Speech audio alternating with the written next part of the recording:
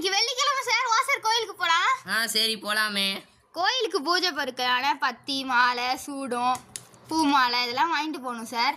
பூஜை பொருட்களோட சேர்த்து தைலங்களும் கண்டிப்பாக வாங்கிட்டு போகணும். போன வாரமே குருக்கள் தைலம் வாங்கிட்டு வர சொல்லி கேட்டாங்க. சார் சார் தைலோட என்ன சார்?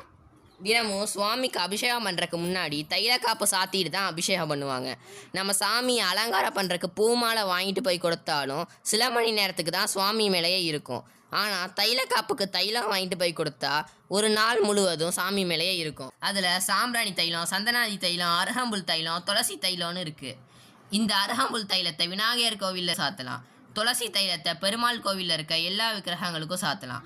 சாம்பிராணி தைலத்தையும் சந்தனாதி தைலத்தையும் பொதுவாக எல்லா விக்கிரகங்களுக்கும் சாத்தலாம். ஆமாம், இந்த சாம்பிராணி தைலத்தை எதுக்கு சாத்துவாங்க? சாம்பிராணி தைலத்தை சாமி விக்கிரகங்கள் மேலே சாத்தும் போது சாமி விக்கிரகங்கள் அந்த தைலத்தை நல்லா உறிஞ்சுக்கும். இப்படி உரியறனால சாமி விக்கிரகங்கள் ரொம்ப நாளைக்கு நல்லா ஸ்ட்ராங்காக இருக்குது. ஆமாம், இந்த தைலத்தெல்லாம் எங்கே சார் வாங்குவ? இந்த தைலத்தை வாங்குறதுக்குன்னு இருக்கவே இருக்கு ஆகம்பஸ்ரீ தைலம். ஆகமஸ்ரீயா? இது என்ன வினோதமான பேரா இருக்கே. இவங்க சித்தர்கர் முறையில் தயாரிக்கிறனால அவங்க ஆகமஸ்ரீன்னு பேர் வச்சுருக்காங்க. இவங்க கெமிக்கல், ப்ரிசர்வேட்டிவ், சென்ட் இந்த மாதிரி எதுவுமே ஆட் பண்ணாமல் ஃபுல் அண்ட் ஃபுல் மூலிகை பொருட்களை வச்சே தயாரிக்கிறாங்க. இது எப்படி சார் ஆர்டர் பண்ணுறது?